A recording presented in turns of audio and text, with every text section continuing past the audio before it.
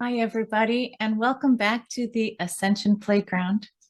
This is Ursie, and today I've been thinking and thinking and thinking about the tree. See this beautiful tree? Let's see if I can get it right. The tree has been coming up in my thoughts and my energy field because I've been tracking this incredible author named Lyssa Royal Holt.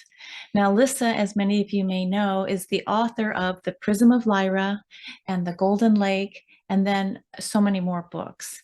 But in case she is new for you, let me go ahead and share my screen. Here she is, Lyssa, Lyssa royal.net. And here she is. She has got fantastic messages on her YouTube channel. And you can see that she works oftentimes in Japan. She's the creator of the card deck that we use, Galactic Heritage Card Deck. This is Lyssa. And you can see she's been talking about the Galactic for decades. And dun, dun, dun. Anyway, if you want to check out her webpage, Lyssa Royal Holt, and she's got channelings, her schedule, her books. It's just phenomenal. Okay, so going back to the tree, it occurred to me that not everybody may have heard Lyssa's wonderful narrative around how the tree is used as a metaphor for understanding unity consciousness. She channels a future self, her future self, and her future self is named Sasha. So isn't that interesting? First of all, from my limited way of seeing things, I used to think, oh, you have to channel some entity that's outside of you, like, let's just say Alcazar or Abraham or Cryon, that these are channelings of entities that are outside that want to use you as a voice piece for going into sharing with others in the collective.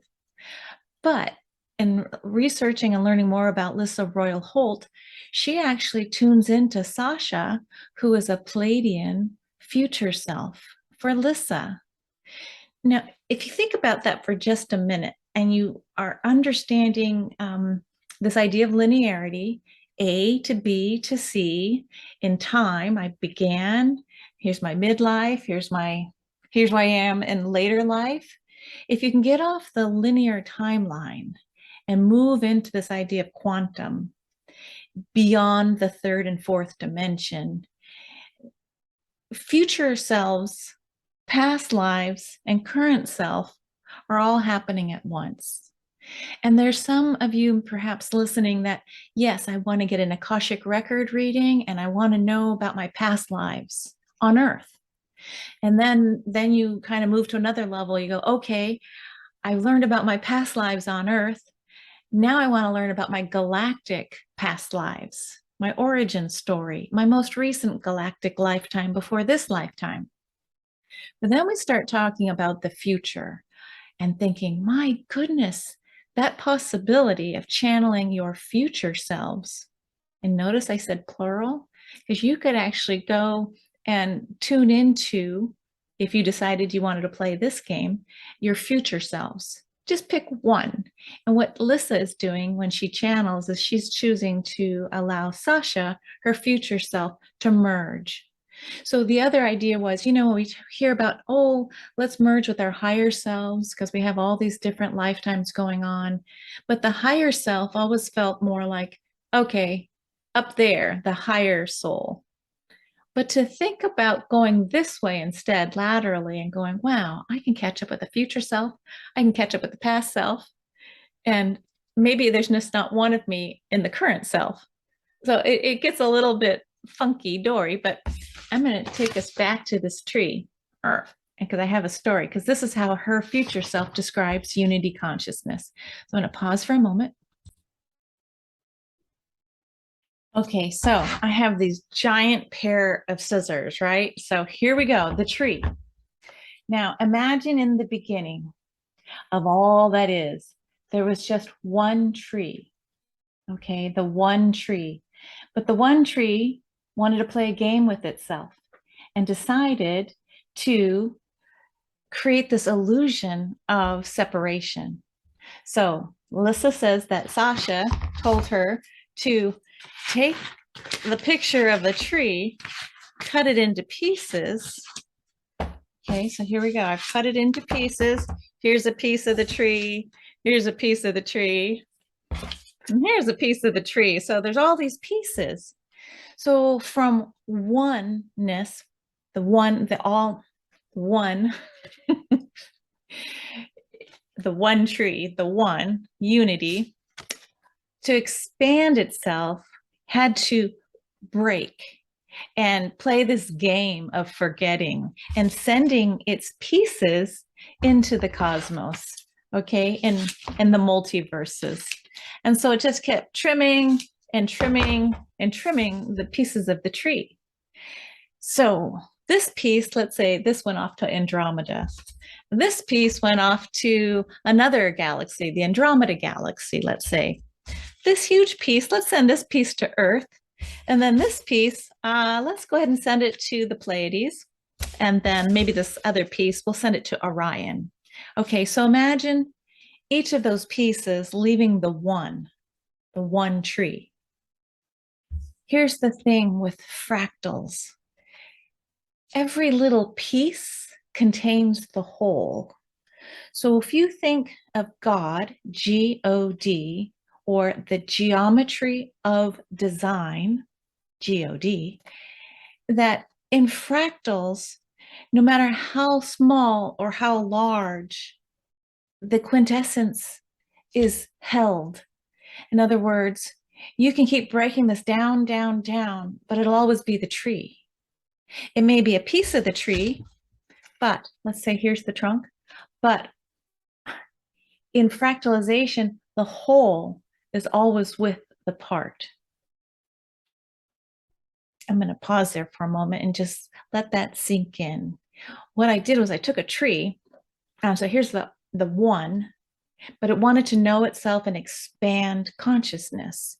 So this idea of I sent all these parts out to learn different things and expand through the pressure of learning and forgetting that I'm a part of the tree.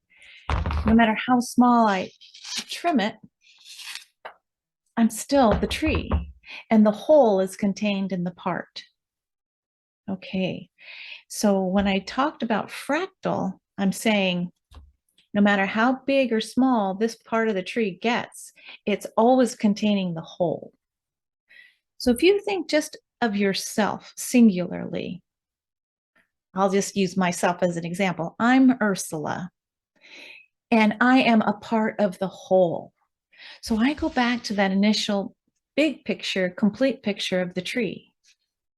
If I was raised on earth to believe that I carried that spark, that part of the all that is within me. In fact, I am always all that is within me, that I am just playing a game, a funny game of a piece.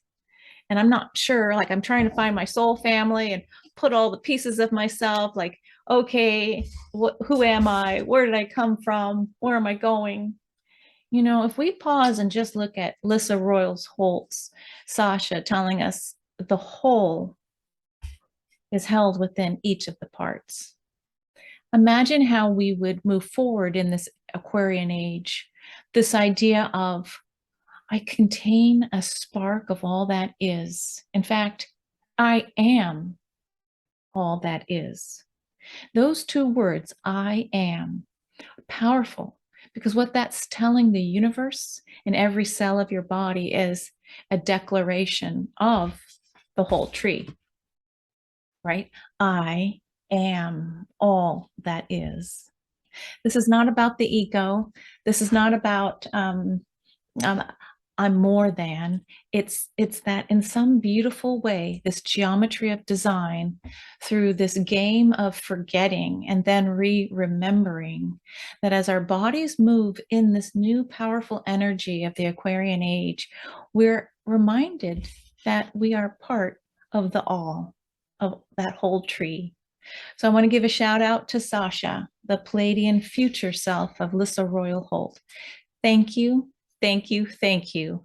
And I don't really feel like I have to go put the tree back together again, because just by looking at one part, in other words, one part of the tree knows it is, the whole of it is with it wherever it goes, no matter how big or how small.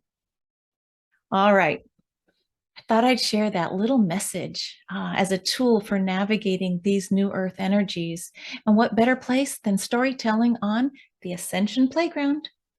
Thank you, friends, and see you next time. Bye for now.